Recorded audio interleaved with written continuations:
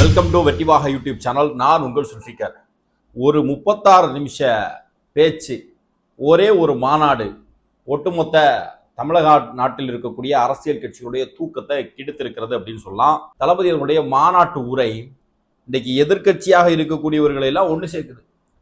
திமுகவை திட்டினா பாஜக சப்போர்ட்டுக்கு வருது, பாஜகவை திட்டினா சீமானுடைய நாம் தமிழர் கட்சி சப்போர்ட் வருது, சீமானை திட்டினா அதிமுக சப்போர்ட் வருது. இப்படின்னு சொல்லி இன்றைக்கு தமிழ்நாட்டுடைய அரசியல் களம் டிவிகே வெர்சஸ் அதர் பார்ட்டிஸ், அது டிஎம்கே, நாம் தமிழர் கட்சி, பாஜக, அதிமுகன்னு சொல்லி திமுக கூட்டணி கட்சிகள், அதிமுக கூட்டணி கட்சிகள்னு இப்படி தமிழ்நாட்டினுடைய அரசியல் சூழல் மாறி இருக்கு. இதுக்கு எல்லாத்துக்குமே காரணம் என்னன்னா, தளபதி அவருடைய அந்த 36 நிமிஷம் ஸ்பீச் தான். இந்த 2வது மாநில மாநாட்டில் அவருக்கு பேச தெரியல, ரொம்ப சைலண்டா பேசுறாரு அப்படின்லாம் சொல்லிட்டு இருந்தவங்க ஒரு 36 நிமிஷம் ஸ்பீச்சுக்கே இவங்களால அதை ஜீரணிக்க முடியலை, அதை ஏற்றுக்கொள்ள முடியவில்லை. ஏன் அப்படின்னா ஒவ்வொரு விஷயங்களும் அப்படி சிறப்பான செய்கையாக இருந்துச்சு. ஓரணியில் தமிழ்நாடு அப்படின்னு சொல்லிட்டு ஒரு டேக்லைனை போட்டு பல லட்சங்களை விளம்பரம் செஞ்சு மக்கள் மத்தியில் எப்படியாவது அதை கொண்டு போயிடணும் அப்படின்னு சொல்லி பல முறை முயற்சி செஞ்சுட்டே இருந்தாங்க. அதுக்கு பிறகு அப்பா அப்படின்னு சொல்லி தனக்கு ஒரு பிராண்டை உருவாக்கிட்டு இருந்தார்.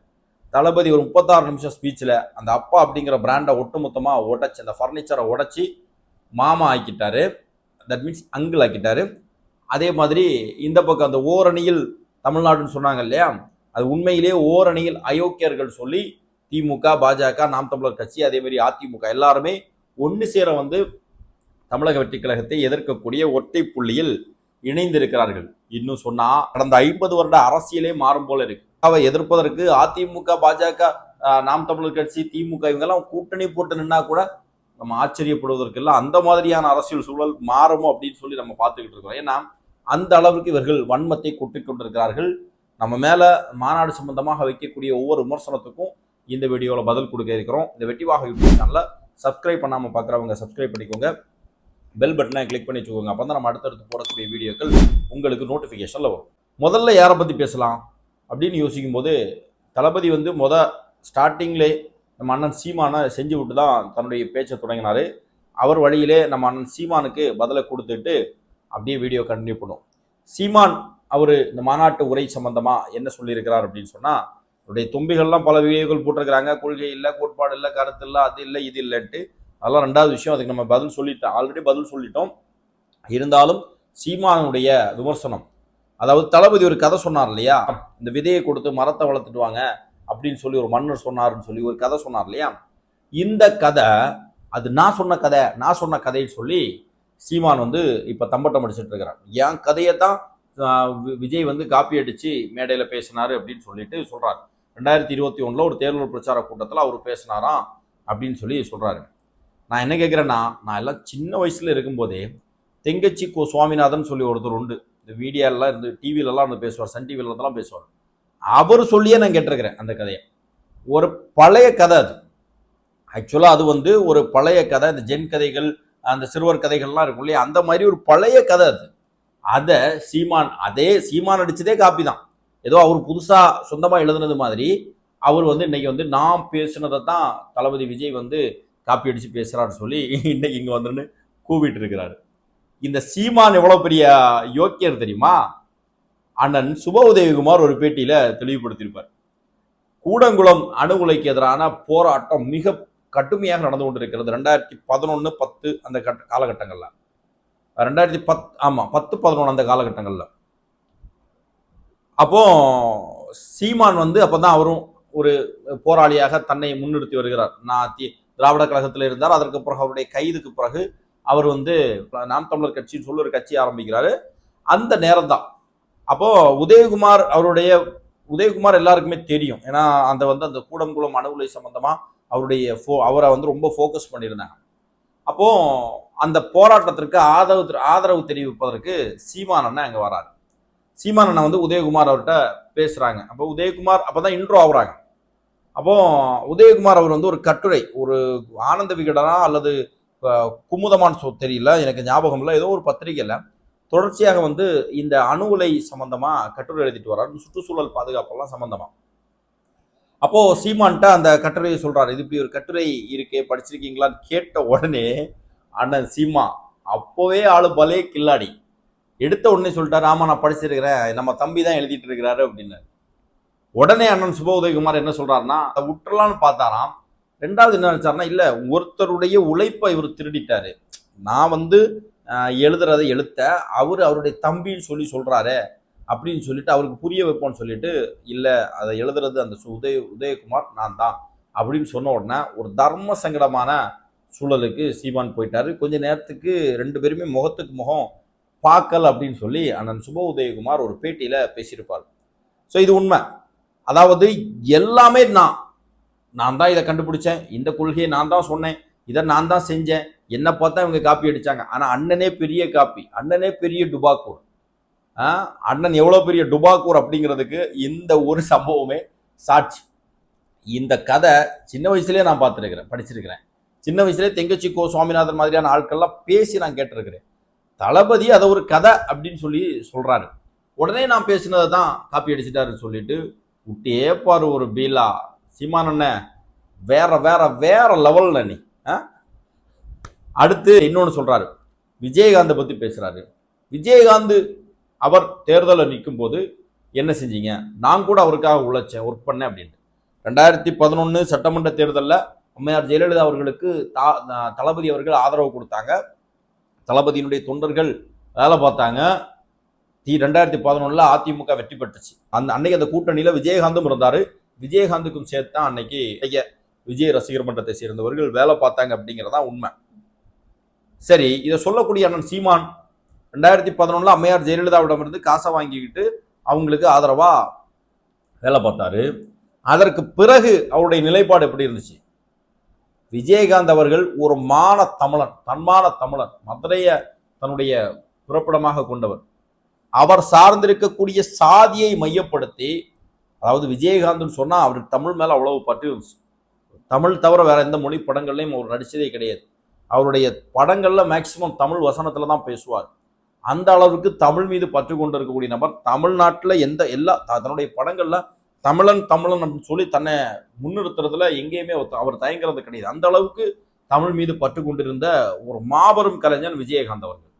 அந்த விஜயகாந்த் அவர்களை அவர் சார்ந்திருக்கக்கூடிய சாதியை சொல்லி அவர் தெலுங்கரு அப்படின்னு சொல்லி இதே தமிழ்நாட்டில் அவருக்கு எதிராக வன்மத்தை கொட்டி தீர்த்தது சீமானுடைய தொம்பிகளும். ஒரு வீடியோ ரொம்ப வைரலா போயிட்டு இருக்கு.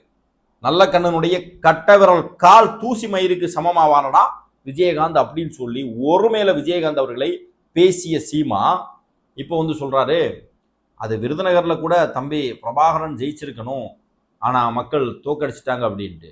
நான் கேட்கிறேன், விருதுநகர்ல தம்பி பிரபாகரன் ஜெயிச்சிருக்கணும்னு சொல்றீங்களே, அப்படின்னா நீ என்ன செஞ்சிருக்கணும்? விருதுநகர்ல உங்க கட்சி சார்பா ஆட்கள் போட்டி போடாம இருந்திருக்கணும். இவர் கட்சி சார்பா ஆளை நிறுத்துவாராம், போட்டி போடுவாராம், இவர் கட்சியினுடைய வேட்பாளருக்கு ஓட்டு கேட்பாராம். ஆனா அங்க தனக்கு ஆப்போசிட்ல இருக்கக்கூடிய ஒரு கேண்டிடேட் ஜெயிக்கணும்னு சொல்லுவாராம். இது என்ன மாதிரியான மனநிலை? உண்மையிலே விஜயகாந்த் அவர்கள் மேல அக்கறையோ அல்லது விஜயகாந்த் அவருடைய குடும்பத்தின் மீது அக்கறையாக இருந்துச்சுன்னா சீமான் அந்த தேர்தல்ல அந்த தொகுதியில போட்டியே போட்டிருக்க கூடாது. அப்ப என்னன்னா, விஜயகாந்தருடைய ரசிகர்களோ அல்லது தேமுதிகவை சேர்ந்தவர்களோ இன்றைக்கு தளபதி அவர்களே ஒரு ஆப்ஷனாக கருதக்கூடிய ஒரு சூழல் வரும்போது, ஏற்கனவே இவங்கெல்லாம் சீமானுக்கெல்லாம் சப்போர்ட் பண்ணவங்க தான், அப்படி இருக்கும்போது அதை எப்படியாவது கவர் பண்ணிடணும், தளபதி விஜய் அவர்களுக்கு போயிடக்கூடாது அப்படிங்கிறதுக்காக சிண்டு முடியக்கூடிய வேலையை, அதாவது இந்த நாரதர் வேலையை அண்ணன் சீமான் பார்க்குறாரு. அதுதான் அவருடைய பேச்சினுடைய சாராம்சம். இன்னும் நிறைய பேசியிருக்கிறாரு, இன்னும் நிறைய பேருக்கு பதில் கொடுக்க வேண்டியிருக்கிறதுனால ஸ்கிப் பண்ணிக்கிறேன், சரியா? அடுத்து அண்ணன் திருமாவளவன் அவர்களும் இவ்வளவு நேரம் பேசியிருக்கிறார், 2 மணி நேரம் பேசியிருக்கிறாங்க. அங்கே மாநாடு சம்பந்தமா இந்த மாநாட்டுக்கு ஒரு தலைப்பே இல்லை, முதல் மாநாடு 2ஆம் மாநாடு தான் அப்படின்னு தான் வச்சிருக்கிறாங்க. ஒரு மாநாடுன்னு சொன்னால் அதுக்கு ஒரு தலைப்பு இருக்கணும். ஒரு வெல்லும் ஜனநாயக மாநாடு, மதச்சார்பின்மை மாநாடு, மது ஒழிப்பு மாநாடுன்னு சொல்லி நாங்கள் நடத்துகிற மாநாடுகள் எல்லாம் ஒரு பேரு, ஒரு கொள்கை, ஒரு கோட்பாடு இருந்துச்சு. இங்கே அந்த இதெல்லாமே இல்லை, இது வெறும் கூச்சலும் குழப்பமும் ரசிகர்களுடைய இது மட்டும்தான் இருந்துச்சு, டயலாக் மட்டும்தான் இருந்துச்சு இப்படின்னு சொல்லிட்டு அண்ணன் திருமாவளவன் அவர்கள் விமர்சனம் செஞ்சிருக்கிறார். விமர்சனம் செஞ்சிருக்கிறார். அவருடைய கட்சியினுடைய துணை பொதுச் செயலாளராக வன்னியரசு ஒருபடி மேலே போய் அளவு கடந்து விமர்சனம் சமூக செய்தி ஊடகங்கள்ல இருந்து வெறிநாய் மாதிரி கத்தியிருக்கிறார். அதாவது நாம் தமிழக வெற்றி கழகத்திற்கு ஆதரவாக பேசக்கூடியவர்களை பார்த்து லூசுன்னு சொல்லியிருக்கிறாரு. அதே மாதிரி தமிழக வெற்றி கழகத்தை சேர்ந்தவர்களை அவர்களை பார்த்து கூத்தாடி அப்படின்னு சொல்லிட்டு அவருடைய தொழிலை வச்சு கேவலமா பேசிட்டு இருக்காரு வன்னியரசு. முதல்ல இந்த வீடியோவில் வன்னியரசுக்கு மிக கடுமையான கண்டனத்தை தெரிவித்துக் கொள்கிறோம். வன்னியரசுக்கு பைத்தியம் முத்தி போச்சுன்னு சொன்னா ஏதாவது ஹாஸ்பிட்டல்ல கொண்டு சேருங்க. திமுக காரன் எந்த அளவுக்கு மனநிலை பாதிக்கப்பட்டிருக்கிறானோ அதை விடவும் டபுள் மடங்கா திமுகவிடம் எச்சசோறு வாங்கி சாப்பிடக்கூடிய வன்னியரசு மாதிரியான ஆட்கள் பாதிக்கப்பட்டிருக்கிறாங்க அப்படிங்கிறது நமக்கு தெரியுது. சரி, அண்ணன் திரும்ப அவருடைய விமர்சனத்துக்கு பதில் சொல்லிடுவோம். அவர் என்ன சொல்றாரு, இந்த மாநாட்டில் கொள்கை இல்லை, கோட்பாடு இல்லை அப்படின்ட்டு. நான் கேட்குறேன், மது ஒழிப்பு மாநாடுன்னு ஒரு மாநாடா நடத்துனீங்க. இந்த மாநாட்டில் சீஃப் கெஸ்ட் யார் தெரியுமா? திமுகவுடைய அமைச்சர்கள். மதுக்கடையை நடத்தக்கூடியவனையே கொண்டு வந்து மது ஒழிப்பு மாநாடு நடத்துற யோக்கியர் யார் தெரியுமா? நம்ம திருமாவளவன் அண்ணன் தான். ஆமா, அதாவது பேர் வச்சு சோறு வச்சாங்களான்னு கேட்பாங்க இல்லையா, அதே மாதிரி ஒரு பேர் வச்சு மாநாடு நடத்திட்டா போதுமா? அந்த மாநாடுடைய நோக்கம் நிறைவேற்றுச்சா? வெல்லும் ஜனநாயகம் மாநாடு அப்படின்னு ஒரு மாநாடு நடத்துறீங்க. தமிழ்நாட்டில் திமுக அரசினுடைய தவறுகளை, அயோக்கியத்தனங்களை சுட்டி காட்டினா அவன் மேல வழக்கு பதிவு செய்யப்படுகிறது. தங்களுடைய உரிமைகளுக்காக மக்கள் போராடினா அவர்கள் கைது செய்யப்படுகிறார்கள். கூண்டோட தூக்கிட்டு போறாங்க, அடிக்கிறாங்க தன்னுடைய உரிமைகளுக்கு போராடக்கூடியவர்களை. அந்த இடத்துல அண்ணன் பேசுறாரு, இவ்வளவு நேரம் இவ்வளவு பெரிய மாநாட்டில் அஜித்குமாருடைய படுகொலையை பத்தி பேசினாங்களா? அதே மாதிரி போராடக்கூடிய துப்புரவு பணியாளர்களை பத்தி பேசினாங்களா? அதெல்லாம் நாங்க பேசணும். நீங்க பேசுனீங்களா? திமுக கூட்டணியில இருந்துகிட்டு கூட்டணி தர்மங்கிற பேர்ல கிடைக்கக்கூடிய 1-2 சீட்டுக்காக அடிமை சேவகம் செய்து கொண்டிருக்கக்கூடிய அண்ணன் திருமாவளவன் அதை பத்தி பேசுறீங்களா? நீங்க ஏதோ ஒரு நாளைக்கு பேருக்கு உங்களுடைய சிந்தனை செல்வனை அனுப்பி விட்டுட்டு ஒரு இது பண்ணீங்க. அது கூட அந்த போராட்டத்தை எப்படியாவது கலைத்து விடுவதற்கான முயற்சியில தான் திருமாவளவன் இறங்கியிருந்தாரே தவிர அந்த மக்களுடைய ஆதரவாக கிடையாது. அதான் நிதர்சனமான உண்மை. ஆளுமரசனுடைய ஏவலாக, அதிகார வர்க்கத்தினுடைய குரலாகத்தான் இப்போ அண்ணன் திருமாவளவனுடைய குரல் ஒலித்து கொண்டிருக்கிறது. நீங்க எல்லாம் கொள்கை கோட்பாடை பத்தி பேசலாமான்னு வரக்கூடிய இன்னும் 8 மாசம் தான் இருக்குது. அதனால இன்னும் எந்த அளவுக்கு திமுகவுக்கு ஜால்ரா அடிக்க முடியுமோ அடிச்சு மேக்சிமம் முடிஞ்ச அளவுக்கு 1-2 சீட்டை நிச்சயமாக கிடைக்காது. இந்த முறை இன்னும் கிரௌட் அங்கே அதிகம். போன முறை கிடைச்சதே வாங்குறதே உங்களுக்கு பெரிய கஷ்டம்தான். இருந்தாலும் அதுக்கு நீங்க முயற்சி செய்யுங்க, தப்பு கிடையாது. ஆனா திமுகவை அடிக்கிற அடி திமுக கூட்டணியில் இருக்கக்கூடிய கூட்டணி கட்சிகளும் வாங்கும் அப்படிங்கிறதான் உண்மை. அடுத்து வேற யாருன்னா நம்ம எடப்பாடி பழனிசாமி நம்ம தளபதி அவர்கள் ஒரு வார்த்தையை சொல்லியிருந்தார். என்ன அப்படின்னா, எவ்வளோ பெரிய ஆளுமை எம்ஜிஆர் ஜெயலலிதா அவர்கள், அவங்க உருவாக்குன கட்டி காத்த அந்த கட்சி இன்னைக்கு யார் வச்சிருக்கா அப்படின்னு சொல்லி உடனே எடப்பாடி பழனிசாமிக்கும் அதிமுக காரர்களுக்கு ரோசம் வந்துடுச்சு. எனக்கே பெரிய ஆச்சரியம். பரவாயில்ல, உங்களுக்கு ரோசமெல்லாம் வருமா? இந்த சப்ஜெக்ட் உயிரோட தான் இருக்குதா அப்படின்னு நான் யோசித்தேன். ஏன்னா அந்த அளவுக்கு தமிழ்நாட்டில் ஒரு மானங்கட்டத்தனமான அரசியல்வாதி இருப்பார்னா அது நம்ம எடப்பாடி பழனிசாமி தான். சமகாலத்தில் நான் பார்த்த மிகப்பெரிய சந்தர்ப்பவாத அரசியல்வாதி யாருன்னா எடப்பாடி பழனிசாமி தான். எடப்பாடி இந்த சுவர் எத்தனை பேரை காவு வாங்க போகுதுன்னு சொல்லுவாங்க இல்லையா, அதே மாதிரி எடப்பாடி பழனிசாமி எத்தனை பேரை அழிச்சிருக்கிறார் அப்படிங்கிற லிஸ்ட்டே ரொம்ப பெருசு. தளபதி சொன்னதுல என்ன தப்பு? அதிமுகவை இப்ப யார் வச்சிருக்கிறா? அதான் கேள்வி. அதிமுக இன்னும் தேர்தலுக்கு 8-9 மாசம் இருக்கு. ஒரு வருஷத்துக்கு முன்னாடியே அதிமுக பாஜக கூட்டணியை கன்ஃபார்ம் பண்றாங்க. 2024 பாஜகவோடு கூட்டணி கிடையாதுன்னு சொன்னா இதே எடப்பாடி பழனிசாமி, அதற்கு பிறகு அடுத்த ஒரு வருஷத்துல அதே பாஜகவோடு கூட்டணி அவசரமா. ஏன்? ஒரு பக்கத்துல செங்கோட்டையனை வச்சு ப்ரெஷரு, இன்னொரு பக்கத்துல எஸ்பி வேலுமணியை வச்சு ப்ரெஷரு. கட்சி கைவிட்டு போயிடக்கூடாது அப்படிங்கிறதுக்காக உடனே ஐயா அவங்கள எதுக்கு நீங்க அடிமையா வச்சுக்கிட்டு அவங்களுக்கு டாஸ்க் கொடுத்து எனக்கு டார்ச்சர் தரீங்க, நானே உங்க அடிமையா வந்துடுறேன்னு சொல்லி சாஸ்தாங்கமா போய் டெல்லியில போய் கார் விட்டு கார் ஏறி போய் பாஜகவுக்கு அடிமையா போன எடப்பாடி பழனிசாமிக்கெல்லாம் ரோசமெல்லாம் வரக்கூடாது. இந்த கூட்டணி தமிழ்நாட்டில் இத்தனை வருஷம் 2016 அம்மையார் ஜெயலலிதா அவர்கள் கூட்டணியே இல்லாமல் தனித்து நின்னாங்க. 2-3 சின்ன கட்சிகள் கருணாசு, அண்ணன் தமிழ் அன்சாரி மாதிரியான ஆட்களை அதே அவருடைய இரட்டை சின்னத்திலே போட்டி போட வச்சாங்க. அப்படி தனித்து நின்று தன்மானத்தோடு வெற்றி பெற்றவர் அம்மையார் ஜெயலலிதா அவர்கள். இன்றைக்கு அந்த கட்சியினுடைய அந்த கூட்டணி அறிவிப்பை யார் வெளியிடுறா? டெல்லியிலேருந்து அமித்ஷா வந்து வெளியிடுகிறார். அந்த மீட்டிங்ல என்ன நடக்குதுன்னே தெரியாம அப்படியே இருந்துகிட்டு இருந்தாரு. இந்த அடையார் ஆனந்தபவன் ஹோட்டல்லலாம் கேஷியர் இருப்பார் இல்லையா, அந்த மாதிரி சிரிச்சுக்கிட்டே அப்படியே இருந்த எடப்பாடி பழனிசாமி இப்போ வந்து திமுகவை யார் வச்சிருக்கிறாருன்னு தளபதி கேட்ட கேள்விக்கு அதுவும் அவர் பதில் சொல்லல. அரசியல் தெரிந்தவங்களுக்கு இது தெரியும், யார் வச்சிருக்காருன்னு தெரியும், இது கூட தெரியாமலா ஒரு அரசியல் கட்சி தலைவர்னு அவரு சொல்றாரு. உண்மையிலே தெரியாது, உண்மையிலே தெரியாது. ஏன்னா கட்சி அப்படின்னு சொல்றது கட்சியினுடைய தொண்டர்கள், கட்சியினுடைய நிர்வாகிகள், இவங்க எல்லாரும் சேர்த்ததான் கட்சி.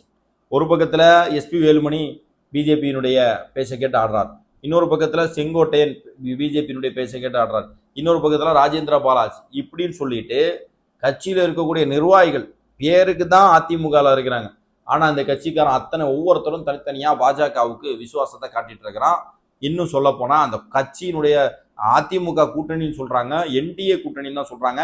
இந்த கூட்டணியில யார் இருக்கிறா யார் இல்லை அப்படிங்கிறத பிஜேபி தான் முடிவு செஞ்சு கொண்டு இருக்கிறது. அப்படின்னா தளபதி சொன்னதுல என்ன தவறு இருக்குது? செல்லா காசாகி போனாரு எடப்பாடி பழனிசாமி. தன்னுடைய பொறுப்பையும் பதவியையும் காப்பாற்றிக் கொள்வதற்கு பாஜகவிற்கு அடிமையாக மாறி போனார். தன்னுடைய கட்சியை, தன்னுடைய தன்மானத்தை அத்தனையும் இழந்து விட்டிருக்கக்கூடிய ஒரு நபராகத்தான் இன்றைக்கு எடப்பாடி பழனிசாமி இருக்கிறார். அதான் நிதர்சனமான உண்மை.